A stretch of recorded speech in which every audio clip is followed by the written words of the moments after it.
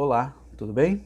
Na nossa devocional de hoje, eu quero conversar com você sobre os capítulos 23 e 24 do livro de Gênesis. E o capítulo 23 começa falando sobre a morte de Sara. Um dos momentos mais dolorosos da nossa vida é quando temos de sepultar um ente querido. E eu imagino quanto deve ter sido difícil para Abraão e Isaque sepultar Sara. Mas a verdade é que a vida continua. Eles precisavam tocar a vida.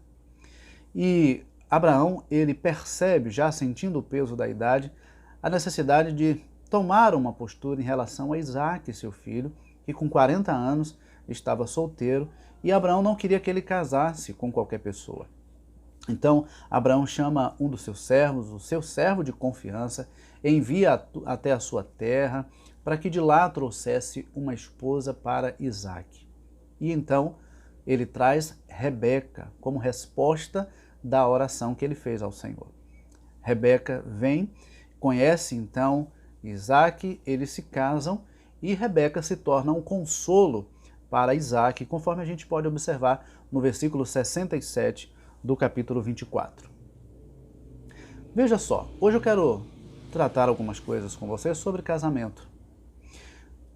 Por mais que um casamento seja formado por duas pessoas tementes a Deus, ainda é formado por duas pessoas humanas, por duas pessoas imperfeitas, com falhas, com situações que possivelmente irão desagradar um ao outro.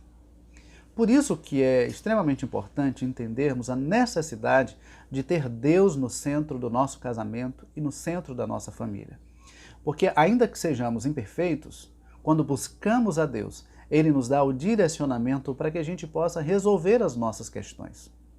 É interessante observar que quando uma pessoa pensa em casar, antes de dizer o sim, ela precisa buscar entender se Deus também diz sim para este relacionamento.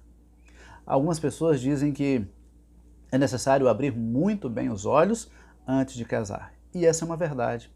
Antes de casar, é necessário abrir bem os olhos, avaliar bem, buscar a direção de Deus para entender se de fato aquela é a pessoa com quem devemos nos casar. E depois que nos casamos, é então a hora de fechar os olhos para muita coisa. Porque se a gente for observar, questionar e levar em consideração tudo o que acontece, nenhum casamento vai adiante. Porque nós somos imperfeitos. E porque somos imperfeitos, temos atitudes imperfeitas. Desagradamos às vezes o outro, entristecemos o outro. Por isso precisamos buscar a direção de Deus, para que sejamos na vida do outro um instrumento nas mãos de Deus e para que o outro também seja na nossa vida um instrumento nas mãos de Deus. Portanto, busque a direção de Deus antes de tomar a decisão de começar um relacionamento ou de entrar num casamento.